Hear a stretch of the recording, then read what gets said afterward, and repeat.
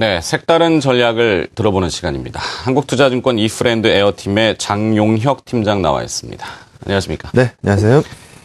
자, 대부분 리스크의 엔화 약세. 네. 이제 공식입니다. 매일같이 듣는 얘기인데 네. 이미 알고 있어요. 미사일 얘기는 사실 군사 전문가가 아니니까 알 수는 없지만 쏜다고 했는데 아직 안 쐈고 네. 여러 가지 추측들이 난무합니다. 엔화 약세는 이미 기정사실화는 100엔 이상인 것 같고 네. 오늘 아침에 보니까 99.7엔. 네. 100엔 이제 조 앞에 있는데 자, 이를 두고도 우리 시장이 전일 반등을 했습니다. 너무 많이 떨어져서 자율 반등인지 아니면 조금 더 올라갈 수 있는지 이 부분 궁금합니다. 어떻게 보십니까? 네, 물론 요즘 장 시작하기 전에 어떤 생각이 드시나요? 저 같은 경우에는 오늘은 또 무슨 뉴스가 나올까? 북한 쪽에서 또 어떤 또 색다른 뉴스를 줄까? 이런 기대감이 생길 정도로 좀 지긋지긋합니다. 신경 많이 쓰이는 부분일 겁니다. 우리가 예측할 수 있는 부분이 아니기 때문에 더 어려우실 겁니다. 그런데 우리 환율 중심으로 보자라는 말씀은 제가 많이 드렸거든요. 1150원 뚫고 올라가면 시장 부러질 가능성이 있다라고 봤습니다. 1900 깨진다는 얘기입니다. 그런데 좀 전에 NDF 역외환율 보셨겠습니다만 급하게 떨어지고 있습니다. 어제 같은 경우에도 사실 북한이 친절하게도 D-Day를 지목해줬죠. 10일이다라는 얘기를 해줬습니다. 연평도 때도 천안함 때도 이런 친절함은 보여주지 않았었죠.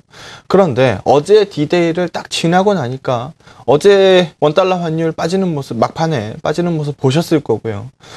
전일에 NDF 저렇게 빠진 걸로 봐서 오늘 환율도 큰 변동 없을 것 같아요. 밑에 쪽으로 반영할 것 같습니다.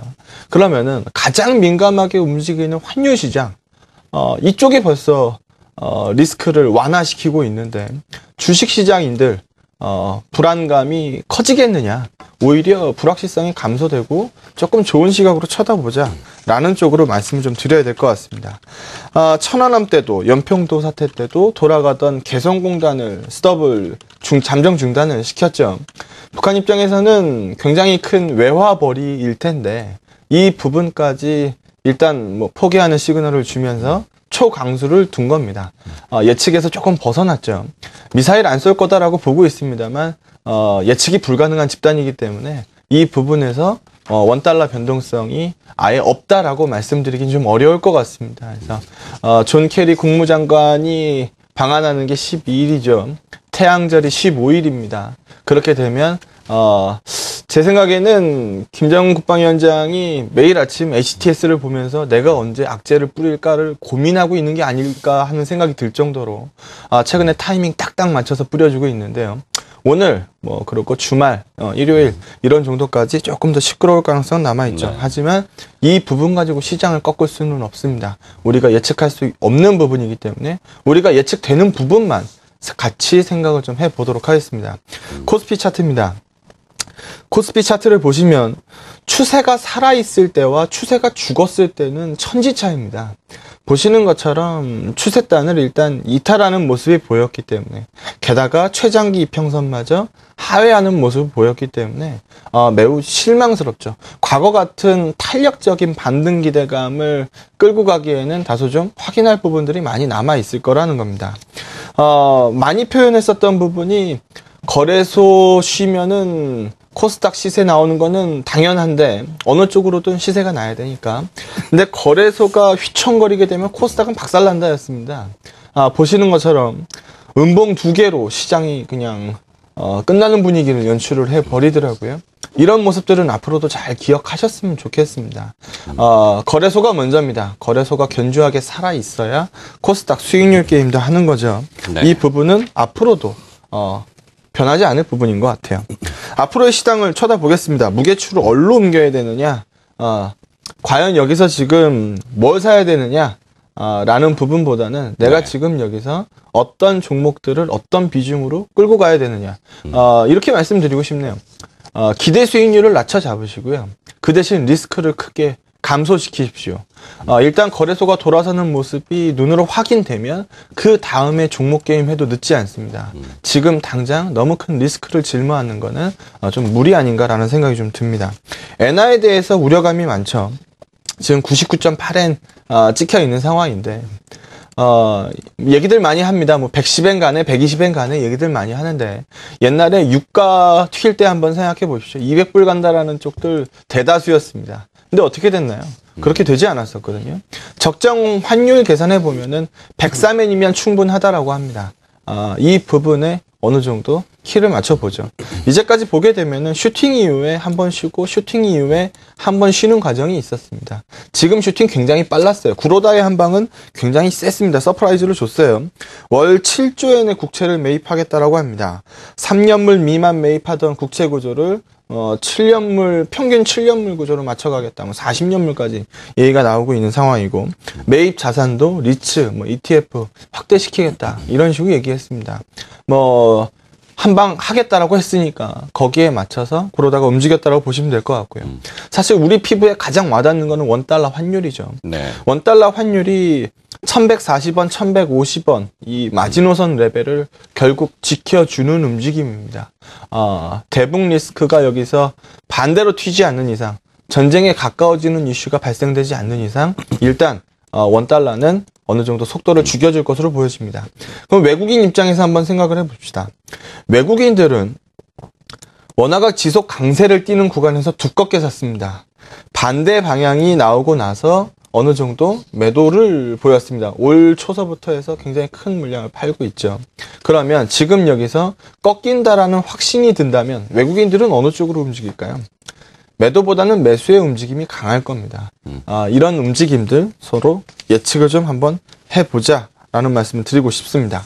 네. 전일에 나왔던 부분입니다. 사실 이게 호재냐 악재냐 말이 많은데 FOMC가 어쨌든 지난 데이터 아닙니까? 의사록 공개였기 때문에 흔들립니다. 연는 말 내에 종료하자라는 쪽들. 근데 종료하려고 보니까 지표가 썩 안 좋죠. 네. 버냉키에 힘을 실어줄 수 있는 부분이라고 보여집니다. 거 봐라.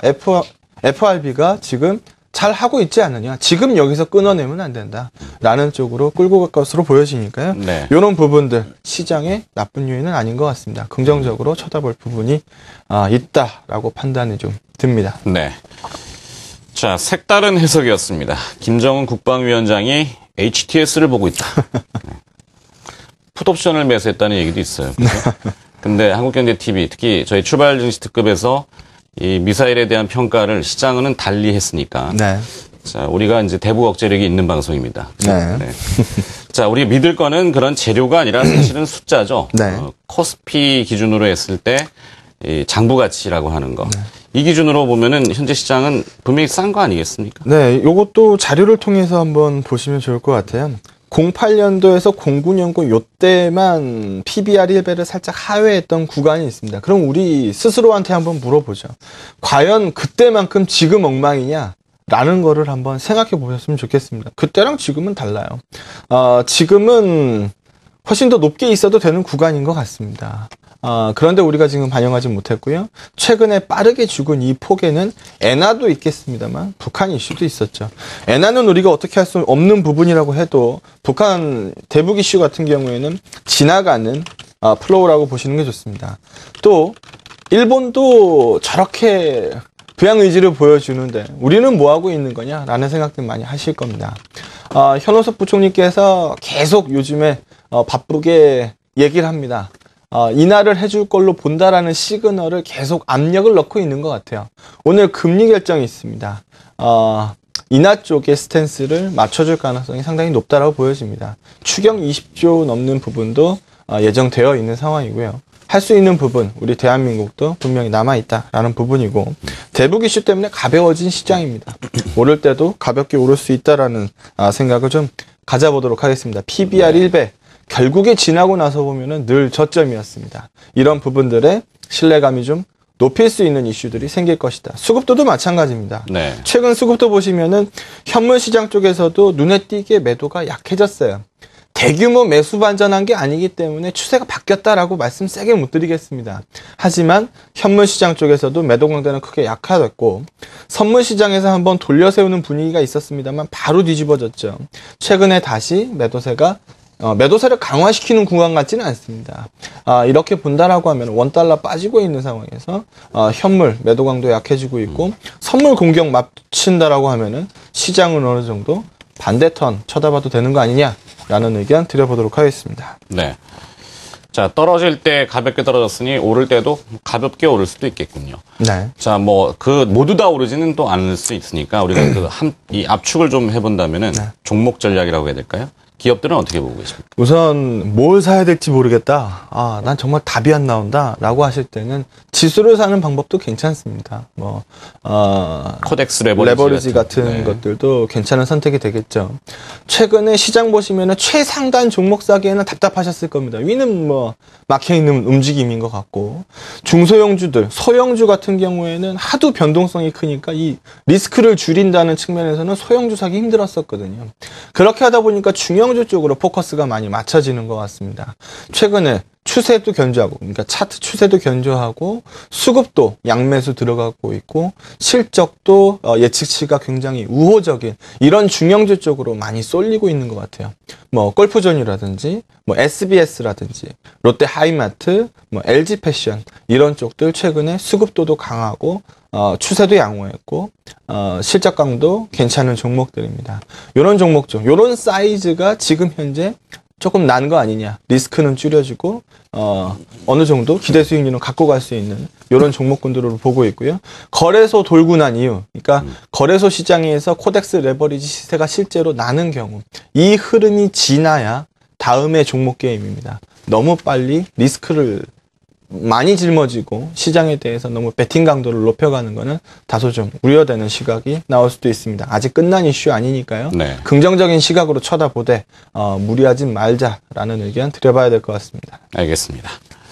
자, 색다른 전략 한국투자증권 이프렌드 에어팀의 장용혁 팀장이었습니다. 고맙습니다. 네, 고맙습니다.